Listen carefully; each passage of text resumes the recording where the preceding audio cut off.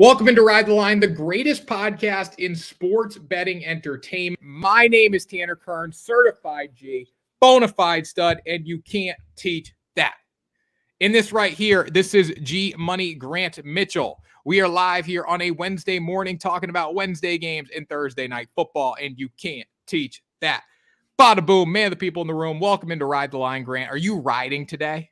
Absolutely riding, Tanner. We had a riveting pre-production meeting. I think we both got the blood pumping. We're ready to talk about Thursday night football.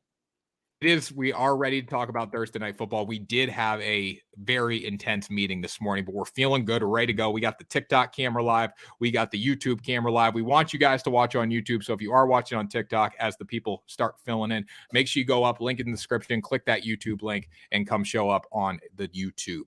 Anyways, Grant, we finally have a good Thursday night football game. We'll talk about that in a minute. But why should the people subscribe to WSN, the greatest YouTube channel of all time? Well, I mean, there's all sorts of reasons. I mean, we've got all sorts of videos coming out. Tanner and I are going live 3 times a week. Tanner's posting a bunch of shorts on there that'll keep you both entertained. Tanner does a really good job with those, but they're also important. There's some of them are some news and stuff, so it's a good watch. Tanner does a very good job with all of that. And then you can also head on over to the website. We got daily picks, we got analysis, we got promo codes, everything you want. You can find it all here on the channel and at WSN.com.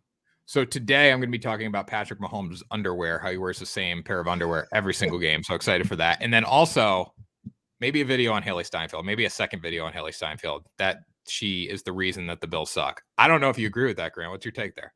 Well, I don't have much of a take there, but I did want to inquire as to if you had something like a lucky pair of underwear. It doesn't have to be underwear, but did you have something like that? I did actually. In high school, I wore the same pair of underwear when I was playing football forever. Like that's what I wore throughout high school. I think my freshman year all the way up to my senior year, I wore the same pair of underwear. So I basically am Patrick Mahomes, basically. I wore the same pair of socks to track meets for a while. Normally, I would switch the socks out at the start of every season, but I would pick one pair and then I would run with those every week. There you go. That led to some blazing fast times. Now you're like a bodybuilder. No, not at all. Not at all. In fact, I'm getting a little, we'll talk about it later. It's not appropriate right now. So anyways, guys, we have Thursday night football. Again, if you're watching on TikTok, make sure you head over to YouTube. We got some people watching on YouTube right now as well. So we appreciate that. Thursday night football. This is a big game for the Bengals. I was talking with Grant. I have a future ticket on Cincinnati. I also have a future ticket on Baltimore. I need Cincinnati to win this game because they need it a lot more than Baltimore right now. So just off the top, Grant, what's your thoughts? Quick overview on Thursday night football. The quick overview is that the Ravens were one of the best teams in football. It looked like they lose to the Browns. It was a disappointing loss. You can go multiple ways with splitting the blame up, as Tanner and I were feverishly discussing in pre-production.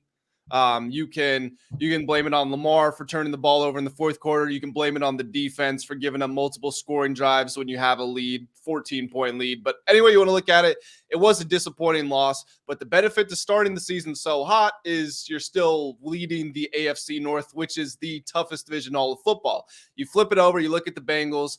They started the season slow, somewhat understandably because Joe Burrow was injured, but it doesn't change the fact that they are 5-4. Now they're going on the road as underdogs in primetime. If they lose and they drop to 5-5, their season is effectively over because they can go 10-7 and probably not make the playoffs because of the wild cards and just because of all the competition in the AFC, or excuse me, because of all the tiebreakers and the competition in the AFC. So this is a must-win for Cincinnati. Basically, every game is a must-win for the rest of the season. They can probably only afford one more loss before they start to move towards that realm of you think they're probably going to miss the playoffs. Yeah, I agree with that. We got a question in here, a little fantasy question. Should I trade Jerome Ford and Stephon Diggs for Joe Mixon and Devontae Adams? I would do that, Grant. Would you do that? And then I have a great trend for Thursday night football after you answer that question. Sorry, could you repeat Jerome Ford and Diggs for Mixon and Adams? Yep. I would keep Ford and Diggs. I mean, I don't like Adams with the quarterback situation out there, and then Mixon. The Bengals average the fewest rushing yards per game in the entire NFL. I don't know if I love that. I would make that trade just with how unhappy Stephon Diggs is, new offensive coordinator. I think they're going to start getting the ball to Devontae Adams a little more. So it's definitely a toss-up there. But that would be our advice. Thanks for the question, guys. If you have questions, make sure you drop them in the chat. This comes from Evan Abrams on Twitter at Evan H. Abrams. The Bengals are 1-23 straight up on the road in night games over the last 25 years. Now, there were some bad Bengals teams in there, so you got to factor that in. They are currently on a 13-game straight up losing streak in this spot. Their last win came in Philly in 2012. I don't know how much I read into that. Obviously, you got to play the trends. I think I also read into the fact that the Bengals need this game. I read in the fact that hungry dogs run faster, and I read in the fact that Joe Burrow needs a win to keep their season alive. And they know that. They're in the same spot as the Buffalo Bills if they lose this football game. So they really need a win here. I think that is going to be the more significant factor in that trend. But would you look into that as a better? That trend of being 1-23 straight up on the night games, I wouldn't, because the Bengals were a poverty franchise for the longest of times. They only became relevant recently. I don't think, it's not like they matched up 3 times a season against. If it was the Bengals are 1-8 in their last 9 games against the Ravens, then it's recent. It's the same iterations of the team, sure, but just overall 1-23 a night, I wouldn't look into that too much. I will say though, if you look back at last year, the Bengals played the Ravens in Week 18. They won the game by 11 points, but if you remember, it was a tougher game than it probably should have been. I think the Ravens might have been starting Anthony Brown in that one, and then I know they started Anthony Brown in the playoffs. The Bengals end up winning that game 24-17, but the Ravens had the ball at the Bengals 1-yard line, and then Hendrickson got a 99-yard scoop and score, which ended up being the final points of the game. But that was tied with the Ravens 1 yard away from taking a touchdown lead in the fourth quarter. So the Ravens were giving the Bengals problems before Lamar Jackson, or while Lamar Jackson was injured, I should say. And then earlier this year, the Bengals have just struggled against AFC North opponents. They lost to the Browns. They lose by 3 points to the Ravens. And now, again, they're going on the road against the Ravens, and they need this game really badly or else the season's over. We got Ralph in here in the chat, just liking the TikTok stream nonstop. Gotta love it there. I think this game's going to come down to turnovers. So we look at the last game, and obviously a lot of football games come down to turnovers. Last time these teams played on exact date was September 17th, early in the season. That's a different Bengals team at that point with Joe Burrow battling an injury, but it came down to turnovers in that one. If you look at the team stats here, Joe Burrow did have an interception. Lamar was perfect in that game. And there was a defensive touchdown for the Ravens, and they ended up winning by 3 points. That makes me think if the Bengals come in there and play their best possible game, could be a different story, but they also don't have T. Higgins, who is their leading receiver in that game. You still have Jamar Chase, though. You have playmakers on both sides of the ball. I think it comes down to who protects the football a little more, and both quarterbacks have turnover problems. Like we've seen that consistently this year. Both quarterbacks are going to give the ball up, so it comes down to who's going to play better at the quarterback position here. Interestingly, despite Baltimore, I still think Baltimore is the best defense in the league, even though they gave up 33 points to the Browns last week. Interestingly enough, the Bengals are tied with the Steelers, no surprise there, and the Jaguars for the most takeaways per game. They're one of 3 teams averaging 2 takeaways per game. The Ravens are down at 1.5, which, not bad at all, but 13th in the rankings versus first in the rankings, and you wouldn't necessarily expect that from the Bengals. Now, with that being said, the Bengals defense has not been amazing. They were top 5 in points allowed last season, but they've been much closer to the middle of the pack, and they've struggled to defend against the pass at times. The Bengals also have no semblance of a running game. They average the fewest rushing yards per game in the entire league. So, to your point, first of all, Joe Burrow has to be phenomenal. If the Bengals are going to win, it's going to be Joe Burrow. And second of all, if they want to give themselves a real chance, they do have to take the ball away from Lamar and the Ravens. I agree. Caleb makes a good point here, too. With 2 divisional losses in the North being so close, the Ravens need this just as much as I feel like. I think, from the outside viewing perspective, we look at the AFC North, it's the Ravens division, right? But when you actually look at the standings, you got the Steelers at 6-3, and you got the Browns at 6-3, right behind the Ravens. The Bengals are 5-4 in last place, and they're still a really good football team. I just don't think we look at the Steelers and the Browns as like legitimate threats in my mind, because the Steelers don't have a quarterback. They give up a ton of yards. Their point differential is insane in a bad way, and they're still winning football games. And then the Browns don't have Nick Chubb. You got Deshaun Watson, who's inconsistent. You got a great defense there, though. So I agree. The Ravens do need this game just as bad. I think the Bengals need it just a little bit more because they are in last place and their season's almost on the line here. Ravens have a nice position to make the playoffs, but Caleb makes a really good point here. No, it's very interesting. It is a good point. It's very interesting the way that it breaks down because Ravens 7-3, but 2-2 in the division. The Browns 6-3, 2-2 in the division. The Bengals 5-4, 0-2 in the division.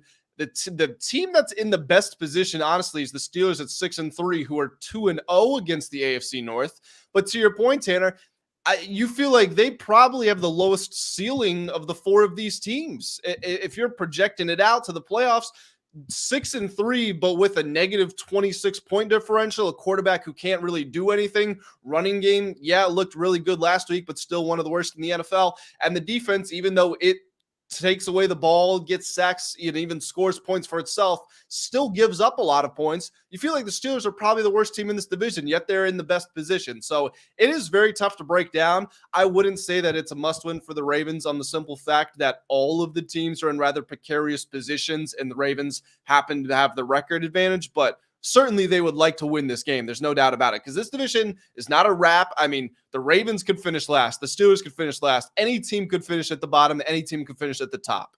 Yeah, definitely. Guys, we're getting so many likes here from Ralph. I love it on TikTok. If you are asking questions and we miss it on TikTok, go in the link in the bio and join the YouTube stream, guys. We have plenty of areas to answer questions on here. We can see them all on TikTok. Ralph, keep it up. Keep liking it, but we are missing some comments because of that. So make sure you guys head over to YouTube, click the link in the bio, and come over there. Ralph, we want you on YouTube as well. We want you on both platforms, buddy.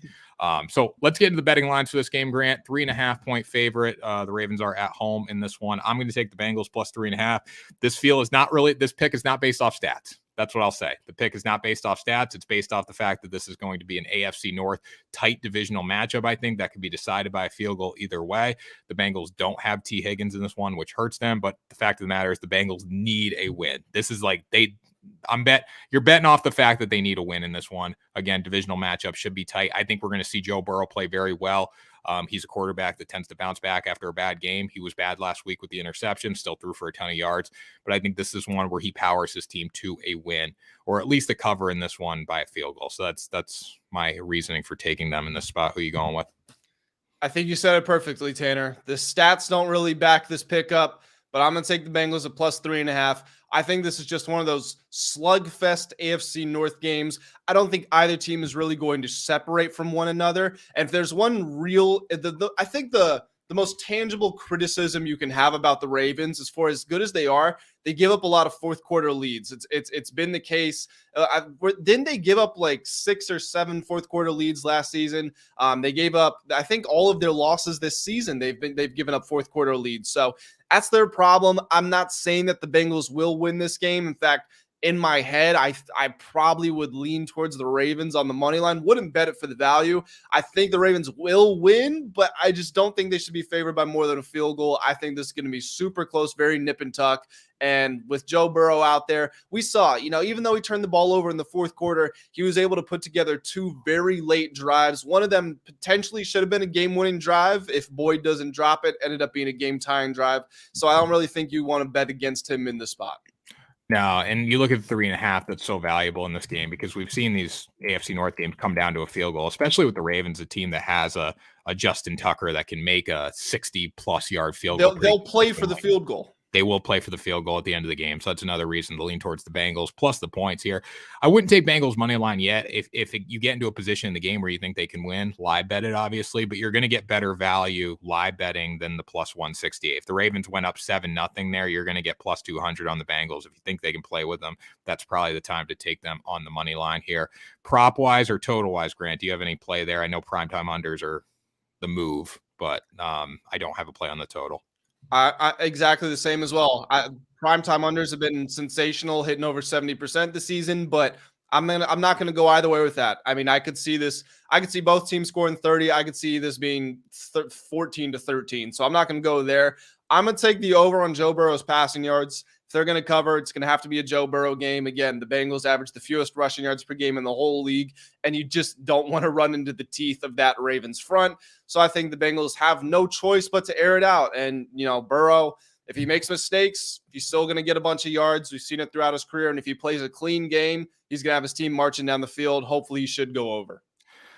Yeah, I think Joe Burrow has to go over 252 for them to win the game, right? I think Tyler Boyd's a good play at 41.5 without T. Higgins in there. I think Trenton Irwin's a decent play at 32.5. Those are the guys that are going to step up. We've seen Chase kind of be lackluster at times this season, so that could be the move going with those secondary options. I do like Joe Burrow over his passing.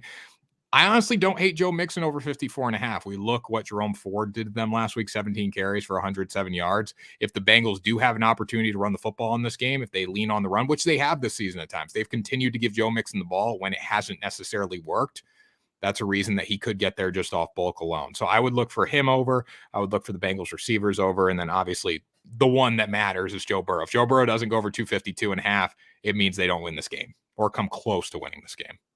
100%. And we are in agreement that if the Bengals lose this game, they're probably not making the playoffs, right? I don't know if they're probably not making the playoffs. They have a better chance of not making the playoffs. Like they're going to be. So the Bills are plus 200 not to make the playoffs right now, or plus 200 to make the playoffs, I should say. So that's a 33% chance. They have the tiebreaker over the Bills. So they both be 5-5. They'd have to win out. It probably doesn't look good with their schedule. No, this is the game they have to win. So Cincy right now is minus 142 to make the playoffs, plus 116 to miss it. That's probably going to flip, like just do an even flip if they do lose this game, in my opinion. Yeah, well, again, it's a game they have to win. The Ravens don't need to win this game to make the playoffs. The Bengals do, and I think they know that coming into this one. Do we have a rushing line for Joe Burrow? I do not have a rushing line for Joe Burrow. I think that's a good play, too. We've seen Joe Burrow when we do get a rushing line, or if we get a rushing line. And that was on FanDuel, Grant, so if you have one on DraftKings or something, let me know. But Joe Burrow, when he is effective, he's running the football. Like he is scrambling. He's making plays with his feet, especially on third down with the offensive line that he has. So I think that's a good play to look at, Joe Burrow's rushing line, if we can get a good number on it. His line at every single sportsbook that's offering it is 13.5. I would take that. I'd lean over on that. Just because the pass rush that the Ravens have, the fact that his offensive line isn't great, the fact that he doesn't have T. Higgins in there, it leads to a lot of opportunities to run the football. He has gone over in 2 of his past 5 games. Last week, he had 20. 2 weeks before that against the Niners, he had 43. That was when Joe Burrow was really clicking. Like that performance against the Niners was outstanding. Yeah, 2 of his last 3. He had 20 yards last week, 4 before that, 43 before that. His last 3 games have all been his highest carries in a single game in the season. So he's been running it more lately. It's not a bad play considering the pressure the Ravens are going to put in the backfield as well. You know, he's probably going to have to scramble out of there. I always love betting quarterback rushing totals against teams that against defenses that get a lot of sacks because there's so much pressure they're going to have to be scrambling anyway. So yeah, definitely. Especially a guy like Joe Burrow that can do it, and now he is healthy. Anyways, guys, if you have any questions about today's games, let us know in the comments section. We'll stay on for another couple minutes and talk about that. But Grant, you have any NBA plays that you're looking at?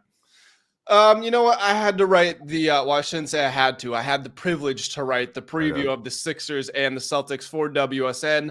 Unfortunately, Tanner, sorry to say it, I'm going with the Sixers, but that's not my favorite play from that game. My favorite play from that game is actually Jason Tatum to record a double-double for plus 110. He has double-doubles in 4 of 7 games this month, and he has double-doubles in 5 of his last 7 against the 76ers. When they met exactly a week ago, he had 16 points, 15 rebounds. I think he's going to be spurred on by the loss against the Sixers, because keep in mind, the Celtics have owned the Sixers in recent seasons. They're not really used to losing to them. I think Tatum's going to come out with a vengeance. The Sixers also did play last night. Now, they shot the ball extremely well, so it makes me think that they are still going to be in a nice offensive rhythm, but also makes me think they might be a little bit tired. Tatum's going to have those extra opportunities to grab rebounds, and we know he's going to get 10 points. So it's just, can he get the 10 rebounds?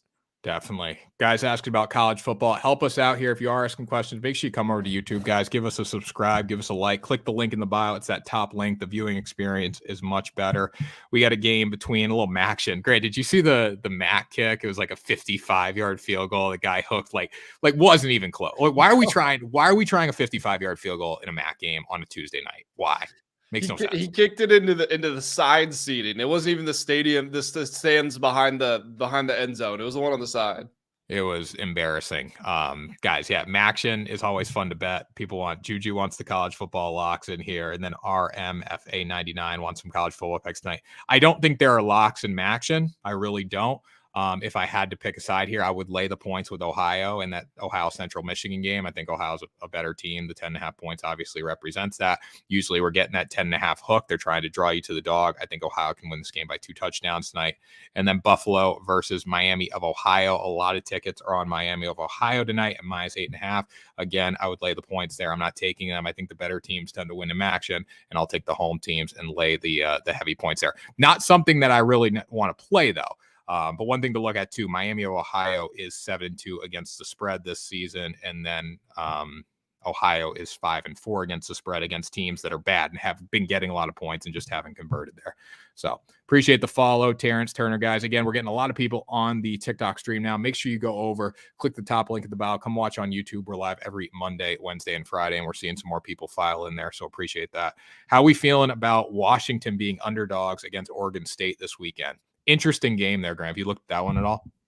I haven't broken it down yet, but I did do some very surface level research, and I plan on digging into it later.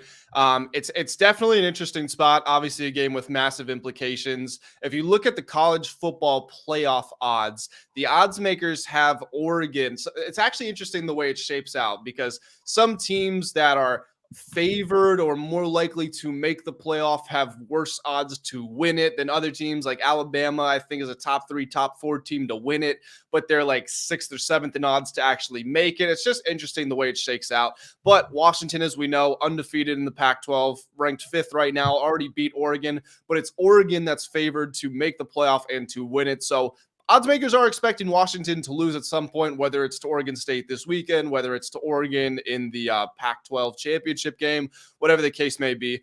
I think Washington still can win this game. I know Michael Penix Jr. hasn't been sensational recently, or at least he's dropped off the standard that he set earlier in the season, but he's still been really good. And I think that Washington's defense is a little bit slept on, and they can run the ball really well too. They don't always go to it, but in big moments, they've been able to count on it. So I would be taking Washington here. But again, I will be doing a deeper dive on it later in the week, so maybe I can have a more detailed analysis on Friday's show.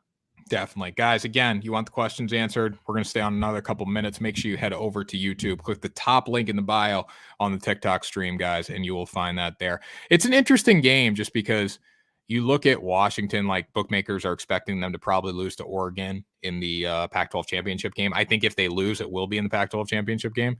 I don't think it's going to be this week, but again, I wouldn't put like, I had one of my buddies text me. He's like, I'm putting my house on this game. Doesn't even have a house, but he's putting his house on the game. I would not do that. I think there's opportunities for Oregon State to win this game. But like you said, the college football playoffs very interesting right now because you go Georgia, Ohio State, Michigan, Florida State. I don't think you get 2 Big Ten teams in. I don't think you get 2 SEC teams in, right? Like if Ohio State was to beat Michigan or Michigan was to beat Ohio State, do you think 2 Big Ten get in? Probably not. Probably not, no. And just to go back to what I was saying, who do you think, according to odds, is the most likely team to make the college football playoff? Michigan, because they're going to win the Big Ten championship. They'll get in. But again, it's Florida State. Really? They got them at -270 to make the playoff. But you know why? Because they're going to cruise through the ACC. Exactly. But if you look at odds to win the whole thing, they're 5th. They're behind Alabama, who's 3rd in odds to win it all, but 7th in odds to even make it in the first place. It's a real interesting puzzle to try to figure it out. I mean, Florida State's probably a good bet to win the national championship because you can hedge. If again, you get there, you win one game, you can hedge off that too. So that's another opportunity there. Like Alabama's an 8th, but if they beat Georgia, they're going to the college football playoff. That's going to be crazy too. Like the fact that if Alabama beats Georgia in the national champion or in the SEC championship game, Georgia, all the wins over the past 3 years, they don't matter. They're not going to the big dance. I think you're right. I don't think they would get in with one loss, but that loss being to Alabama. Yeah, you can't. It's like all this like college. Honestly, if you want to put the best college football playoff together, the SEC is getting 2 teams. If you want to do that, so is the Big. It's Michigan, Ohio State, Georgia, Alabama. That's who it would be, right? But we can't do that because everyone gets a trophy, and we only got 4 teams, and we got to include everybody. But we saw how that went for TCU last year. They snuck by Michigan, but they got blown up. They played a hell of a game and took them down. They snuck by. Michigan should have never lost that game. Never should have lost that game. And why are we putting TCU in after losing the Big 12 championship game too? That's another thing. You're Yeah, telling I me mean, that would Alabama? definitely be the argument to make. Honestly, though, to be completely honest, I think if you're looking at value for a team to win it all, Oregon at plus 900, I think they will beat Washington in the Pac-12 championship game. I think that gets them into it. And I think that, I mean, this is a really good football team. They're like second in passing yards, 15th in rushing yards. They average over 6 yards per carry. Got one of the best defenses in the country. They're top 5 in third down defense. They got Bo Nix, who looks like he's going to win the Heisman. They've got a good and aggressive coach. That would be my pick from value perspective. I think they're probably the most balanced team in the country. I don't mind Florida State either, just because they're going to get there. And if they were to win a game, I mean, you put $100 on it plus 900 or whatever, standard unit size. You could drop 500 on the other side if they made it to the national championship game, and then you're walking away with $400 or $500 just because of that. And we know they're going to get there. Bowling Green versus Toledo last night was game of the year, heartbreaking for us Falcons. Honestly, Caleb, I was not paying attention to the action last night. Was not. I just was looking at the clips, but definitely a heartbreaking loss. But anyways, guys. We're going to sign off here. Grant, why don't you take us out of the show? Thanks to everyone who watched on TikTok and YouTube today. We'll be back again Friday. Every Monday, Wednesday, Friday. We're getting after it.